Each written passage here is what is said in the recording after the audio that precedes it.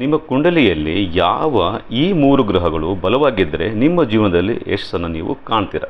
ಬನ್ನಿ. ನಮಸ್ಕಾರ ಸ್ನೇಹಿತರೆ, ತುಂಬ ದಿನ ಕಳೆದು ಈ ವಿಡಿಯೋ ಮಾಡ್ತಿದ್ದೇನೆ. ಕೆಲವೊಂದು ಕಾರಣಗಳಿಂದ ಸಮಯ ಸಿಗ್ತಾ ಇರಲಿಲ್ಲ, ಅದಕ್ಕೋಸ್ಕರ ಕ್ಷಮೆ ಇರಲಿ. ಇವತ್ತಿನ ಒಂದು ವಿಷಯ ಏನಪ್ಪ ಅಂದರೆ, ನಿಮಗೆ ನಿಮ್ಮ ಕುಂಡಲಿಯಲ್ಲಿ ಯಾವ ಈ 3 ಗ್ರಹಗಳು ಬಲವಾಗಿದ್ದರೆ ನಿಮ್ಮ ಜೀವನದಲ್ಲಿ ಯಶಸ್ಸನ್ನು ನೀವು ಕಾಣ್ತೀರ. ಬನ್ನಿ ನೋಡೋಣ. ನಿಮ್ಮ ಕುಂಡಲಿಯಲ್ಲಿ ಈ 3 ಗ್ರಹಗಳು ಬಲಿಷ್ಠವಾಗಿದ್ದರೆ ಜೀವನದಲ್ಲಿ ಯಶಸ್ಸು ಖಚಿತ. ನಾನು ವೈದಿಕ ಜ್ಯೋತಿಷ್ಶಾಸ್ತ್ರ ಮತ್ತು ಅನುಭವಾತ್ಮಕ ತತ್ವಗಳ ಆಧಾರದ ಮೇಲೆ ಹೇಳ್ತಾ ಇರೋದು. ಈ 3 ಗ್ರಹಗಳು ಯಾವುವು ಅಂತಂದರೆ, ಮೊದಲನೇದಾಗಿ ಗುರು, ಅದನ್ನು ಬೃಹಸ್ಪತಿ ಅಂತಲೂ ಸಹ ಕರೀತಾರೆ. ಗುರು ಯಾಕೆ ಮುಖ್ಯ?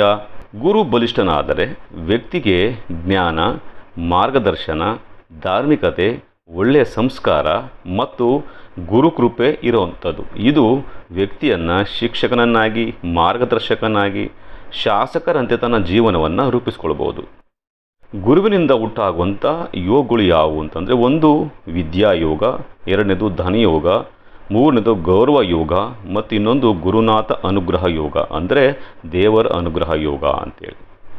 ಗುರು ನಕಾರಾತ್ಮಕನಾಗಿದ್ದರೆ ಅದಕ್ಕೆ ಉಪಾಯ ಏನಪ್ಪ ಅಂತಂದರೆ, ಪ್ರತಿ ಗುರುವಾರ ಹಳದಿ ಬಟ್ಟೆಗಳನ್ನು ಧರಿಸ್ಬೋದು. ಎರಡನೇದು ವಿದ್ಯಾದಾನವನ್ನು ಮಾಡುವಂಥದ್ದು.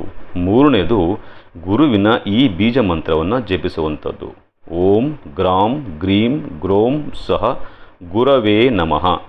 ಮತ್ತು ವಾಸ್ತುವಿನ ಕೆಲವೊಂದು ಉಪಾಯಗಳು ಅಂತಂದರೆ, ಈಶಾನ್ಯದಲ್ಲಿ ನೀವು ಶುದ್ಧತೆಯನ್ನು ಕಾಪಾಡಬೇಕು ಮತ್ತು ಈಶಾನ್ಯವನ್ನು ಅಗ್ನಿತತ್ವದಿಂದ ಮುಕ್ತವಾಗಿರಬೇಕು ಮತ್ತು ಈಶಾನ್ಯ ಕತ್ತಲಾಗಿರಬಾರ್ದು, ಗಾಳಿ ಬೆಳಕಿಂದ ಚೆನ್ನಾಗಿ ಇರಬೇಕು. ಎರಡನೇ ಗ್ರಹ ಮಂಗಳ ಗ್ರಹ, ಅದನ್ನು ಅಂಗಾರಕ ಅಥವಾ ಕುಜಗ್ರಹ ಅಂತಲೂ ಸಹ ಕರೀತಾರೆ.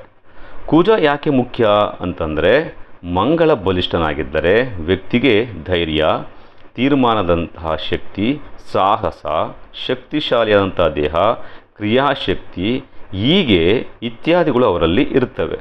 ಇದರಿಂದ ವ್ಯಾಪಾರ, ರಾಜಕೀಯ ಮತ್ತು ಸೇನೆ ಮತ್ತು ಕ್ರೀಡೆಗಳಂತಹ ಗತಿವಿಧಿಗಳಲ್ಲಿ ಅವರು ಇರುವಂಥದ್ದು. ಇದು ಅವರಿಗೆ ಅನುಕೂಲವನ್ನು ಮಾಡಿಕೊಡುತ್ತೆ. ಕುಜನಿಂದ ಉಂಟಾಗುವಂಥ ಯೋಗಗಳು ಯಾವುವು ಅಂತಂದರೆ, ಮೊದಲನೇದು ರಣಯೋಗ, ರಾಜಯೋಗ, ಭೂಮಿ ಯೋಗ ಮತ್ತು ಚಾಲನೀಯ ಶಕ್ತಿಯ ಯೋಗ. ಚಾಲನ ಶಕ್ತಿ ಅಂತಂದರೆ ಆಲಸ್ಯದಿಂದ ಮುಕ್ತವಾಗಿರುವಂತಹ ಯೋಗ, ಯಾವಾಗಲೂ ಕ್ರಿಯಾಶೀಲರಾಗಿರುವಂಥ ಯೋಗ ಅಂತೇಳಿ. ಕುಜ ನಕಾರಾತ್ಮಕನಾಗಿದ್ದರೆ ಅದಕ್ಕೆ ಬೇಕಾಗುವಂಥ ಉಪಾಯಗಳು ಅಂತಂದರೆ, ಪ್ರತಿ ಮಂಗಳವಾರ ಕೆಂಪು ಹಣ್ಣನ್ನು ದಾನ ಮಾಡಬೇಕು ಮತ್ತು ಓಂ ಅಂ ಅಂಗಾರಕಾಯ ನಮಃ ಈ ಮಂತ್ರವನ್ನು ಪ್ರತಿ ಮಂಗಳವಾರ ಜಪಿಸುವಂಥದ್ದು ಒಳ್ಳೆಯದು. ಹಾಗೆ ಹನುಮಂತ ದೇವರ ಅಥವಾ ಸುಬ್ರಹ್ಮಣ್ಯ ದೇವರ ಆರಾಧನೆ, ಪೂಜೆ ಮಾಡುವಂಥದ್ದು ಒಳ್ಳೆಯದಂತ ಅಂದ್ಕೊಡುತ್ತದೆ. ಹಾಗೆ ವಾಸ್ತುವಿನಲ್ಲಿ ದಕ್ಷಿಣ ದಿಕ್ಕವನ್ನು ಮಂಗಳನ ದಿಕ್ಕು ಅಂತೇಳಿ ಕರೀತಾರೆ. ಆ ದಿಕ್ಕಿನಲ್ಲಿ ಜೋಡಿ ಕೆಂಪು ಕುದುರೆಗಳನ್ನು ಇಡೋದ್ರಿಂದ ನಿಮಗೆ ಕುಜನ ಶಕ್ತಿಯಲ್ಲಿ ಎಚ್ಚರಿಕೆಯನ್ನು ನೀವು ನೋಡಬಹುದು. ಮೂರನೇದಾಗಿ ಬುಧಗ್ರಹ.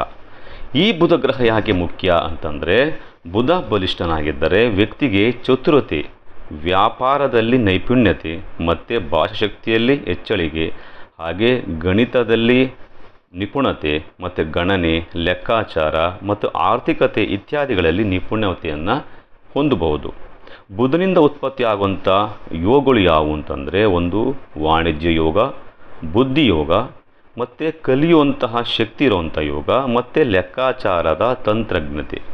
ಈ ಯೋಗಗಳು ಬುಧನಿಂದ ಉತ್ಪತ್ತಿಯಾಗುವಂತಹದ್ದು. ಮತ್ತು ಬುಧ ನಕಾರಾತ್ಮಕನಾಗಿದ್ದರೆ ಅದಕ್ಕೆ ಉಪಾಯ ಏನಪ್ಪ ಅಂತಂದರೆ, ಬುಧವಾರ ಹಸಿರು ಬಟ್ಟೆಗಳನ್ನು ಧರಿಸಬೇಕು. ಉತ್ತರ ದಿಕ್ಕಿನಲ್ಲಿ ಮನಿ ಪ್ಲಾಂಟನ್ನು ಇಡುವಂಥದ್ದು ಒಳ್ಳೆಯದು. 108 ಬಾರಿ ಓಂ ಬುಧಾಯ ನಮಃ ಈ ಜಪವನ್ನು ಜಪಿಸುವಂಥದ್ದು ತುಂಬ ಒಳ್ಳೆಯದು. ಹಾಗೆ ತುಳಸಿ ಗಿಡಕ್ಕೆ ನಿತ್ಯ ನೀರನ್ನು ಹಾಕುವುದು ತುಂಬ ಒಳ್ಳೆಯದನ್ನು ತಂದುಕೊಡುತ್ತೆ. ಸಾರಾಂಶ ಏನಪ್ಪ ಅಂದರೆ, ಇಲ್ಲಿ ಗುರು, ಮಂಗಳ ಮತ್ತು ಬುಧ ಈ 3 ಬಲವಾಗಿದ್ದರೆ ಜ್ಞಾನ, ಶಕ್ತಿ ಮತ್ತು ಸಂವಹನ ಈ 3 ಆಯಾಮಗಳಲ್ಲಿ ಸಾಧಕರು ಈ ತ್ರಿಭುಜ ಸದೃಢವಾದ ಶಕ್ತಿಯನ್ನು ಹೊಂದಬಹುದು. ಹಾಗೆ ವ್ಯಕ್ತಿ ಯಾವುದೇ ಕ್ಷೇತ್ರದಲ್ಲಿ ಯಶಸ್ಸನ್ನು ಸಾಧಿಸ್ಬೋದು. ಇಲ್ಲಿಗೆ ಈ ವಿಡಿಯೋನ ಮುಗಿಸುವಂಥ ಸಮಯ ಬಂದಿದೆ. ಈ ನಮ್ಮ ವಿಡಿಯೋ ನಿಮಗೆ ಇಷ್ಟ ಆಗಿದ್ದರೆ ಲೈಕ್ ಮಾಡಿ ಮತ್ತು ನಮ್ಮ ಚಾನಲ್ನ ಸಬ್ಸ್ಕ್ರೈಬ್ ಮಾಡಿ. ಹಾಗೆ ಮುಂದಿನ ಸಂಚಿಕೆಯಲ್ಲಿ ಮತ್ತೊಂದು ವಿಶೇಷವಾದಂಥ ವಿಷಯಗಳನ್ನು ಕಾಂಟೆಂಟನ್ನು ತೊಗೊಂಬರ್ತೀನಿ. ಅದಕ್ಕೋಸ್ಕರ ನಮ್ಮ ಚಾನಲ್ನ ಸಬ್ಸ್ಕ್ರೈಬ್ ಮಾಡಿ ಇಟ್ಕೊಂಡಿರಿ. ಮುಂದಿನ ಒಂದು ಸಂಚಿಕೆಯಲ್ಲಿ ಸಿಗೋಣ. ಅಲ್ಲಿವರೆಗೆ ನಮಸ್ಕಾರ.